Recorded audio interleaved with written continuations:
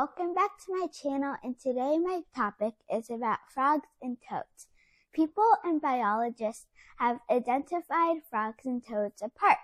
We have found out many species that are different sizes, shapes, and colors. And frogs and toads are easily told apart if you actually look at them. While toads have dry and warty skin, frogs have smooth and slick skin. Toads also don't have webbed feet, while frogs do have webbed feet.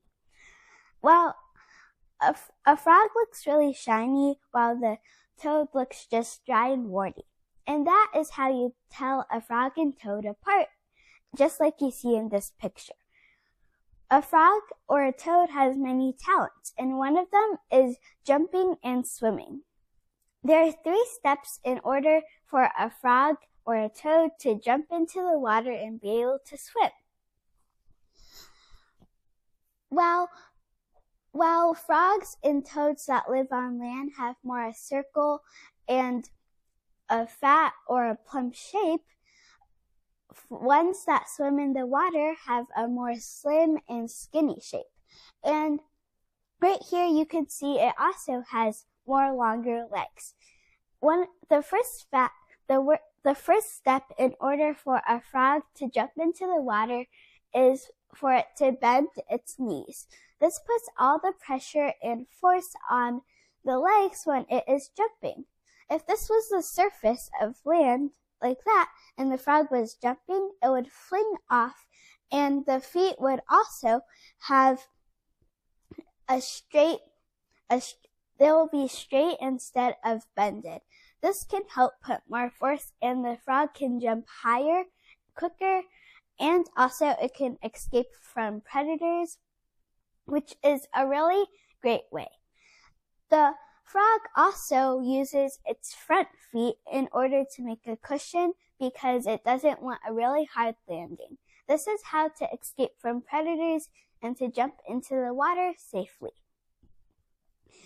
Today I'm going to explain about 3 types of frogs: tree frogs, flying frogs, and the burrowers. This is the flying frog. You can see the flying frog has this shape, and that shape can help glide it from tree to tree. They also spread out their webbed fingers, and this can really help escape from predators because predators can't fly from tree to tree. And this is the tree frog. The tree frog can produce a slimy substance from the feet in order to stick to the tree, because without it, it might fall off the tree. The tree frogs can move agilely, which means it can move quickly and easily. And that is the tree frog. Last but not least, there's the burrowers. As you can guess, the burrowers can easily burrow into the ground or the sand or surface.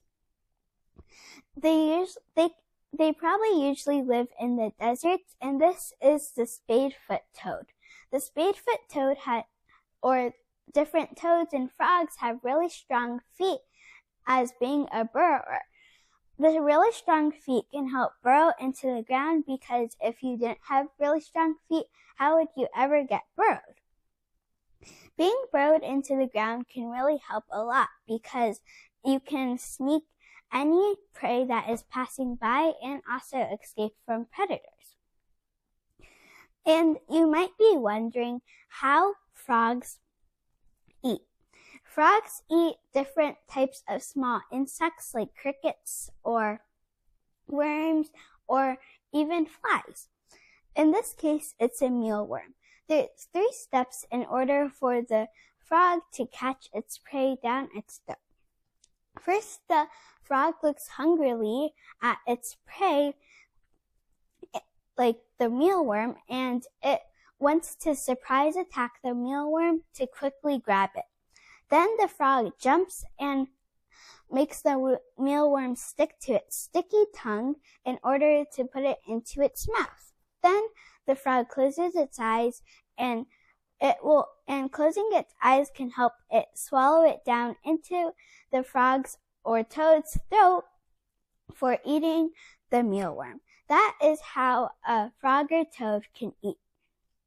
Frogs and toads also have many different ways of hiding. This is camouflage. Can you spot the African square marked toad in the tree trunk? Frogs and toads use camouflage, and surprisingly, some frogs and toads can even change colors. They can easily blend into the surface, so predators won't hear or see them. This is a great way for hiding from predators. And speaking of hiding from predators, frogs and toads also need to learn defense. This is a way of defense, and the Chilean four-eyed frog doesn't have 4 eyes, but it has fake glands that look like 2 more eyes.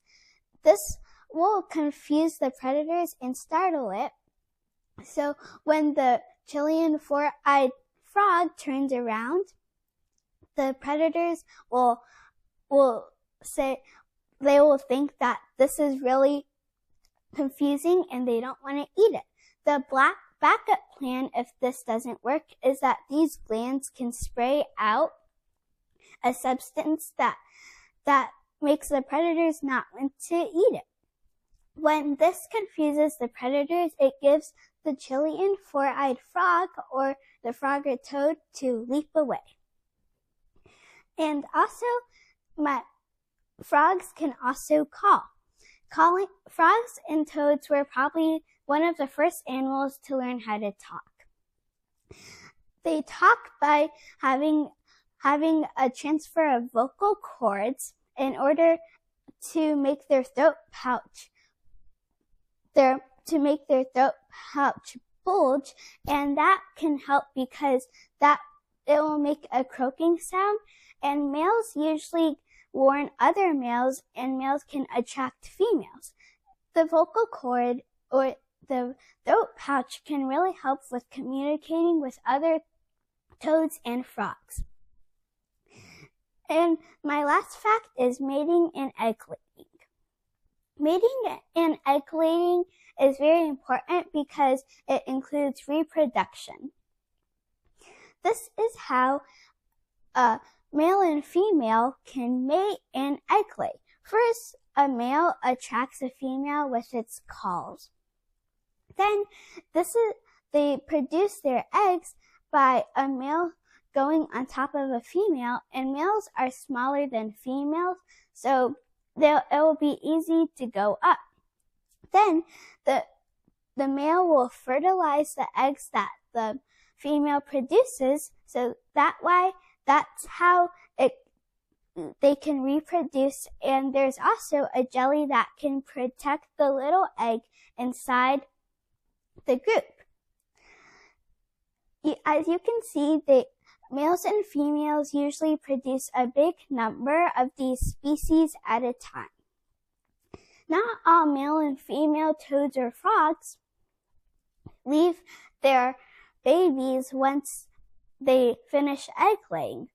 Some toads or frogs take care of them, like this frog. This midwife toad protects its eggs by having a string of them attached to its back. The midwife toad can produce a type of substance that can help when predators dare to even touch it. And this poisonous toad is very helpful to its babies because once it hatches, then the toad leaves it. So now you can see that not every toad or frog leaves its babies once they finish egg laying. And I think toads and frogs are incredible because you can notice that they have many abilities and tactics which are planned goals and actions in order to confuse predators and take care of their reproducing or offspring. There's many types of toads and frogs that I've learned about, like the tree frog and the burrowers and many more. Thank you for listening. I hope you like and subscribe.